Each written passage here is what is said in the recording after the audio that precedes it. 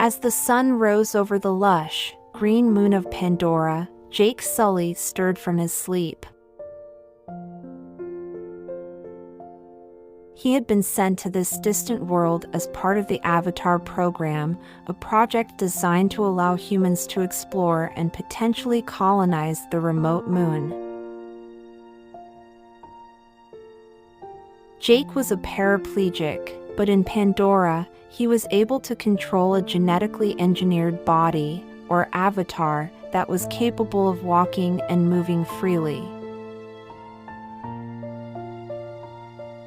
He had been on Pandora for several months now, and he had grown to love the vibrant, alien world and its indigenous inhabitants, the Nausicaa.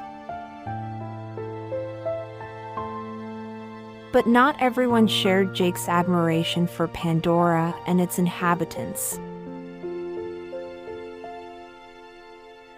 There were those who saw the moon as nothing more than a resource to be exploited, and they were willing to go to great lengths to claim it for themselves. As Jake prepared for another day of exploration, he couldn't shake the feeling that something was about to happen. And as it turned out, he was right. A group of heavily armed human mercenaries descended upon Pandora, intent on driving the Nausicaa off their land and seizing control of the valuable resources hidden beneath the moon's surface. Jake knew he had to do something to stop them, and with the help of the Nausicaa, he set out to fight back against the invading forces. Together, they fought bravely against the mercenaries, using their knowledge of Pandora's terrain and their connection to the natural world to their advantage. In the end, they emerged victorious, driving the humans off Pandora and preserving the moon's fragile ecosystem for future generations.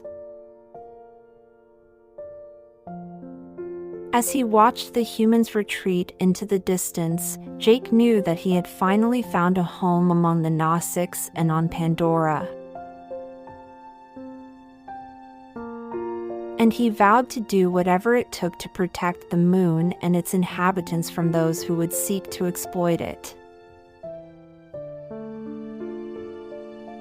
Jake and the Nausicaa continued to work together, building a new society that valued harmony with the natural world and sought to preserve Pandora's delicate ecosystem. They established new villages and expanded their territory, creating a network of interconnected communities that stretched across the moon. As time passed, Jake became more and more connected to the Nausicaa way of life. He learned their language and customs, and even took a Nausicaa mate, a strong and beautiful warrior named Neytiri. Together, they had a child, a son named Sahelu, who Jake taught everything he knew about the ways of Pandora. But despite their efforts, the humans remained a constant threat. Jake knew that they would never truly be safe until they were able to find a way to peacefully coexist with the other inhabitants of Pandora. So he dedicated himself to finding a way to bridge the gap between the two cultures, using his unique position as both a human and a member of the Nausicaa community to act as a mediator. Through his tireless efforts, Jake was eventually able to broker a peace agreement between the humans and the Nausicaa. It wasn't an easy process, and there were many who opposed it, but in the end, the two sides were able to come to an understanding. Jake lived out the rest of his days on Pandora, working to ensure that the peace between the humans and the Gnostics remained strong. And though he was no longer a young man, his spirit remained as strong as ever, and he continued to explore the wonders of Pandora, discovering new species and marveling at the beauty of the moon's natural landscape.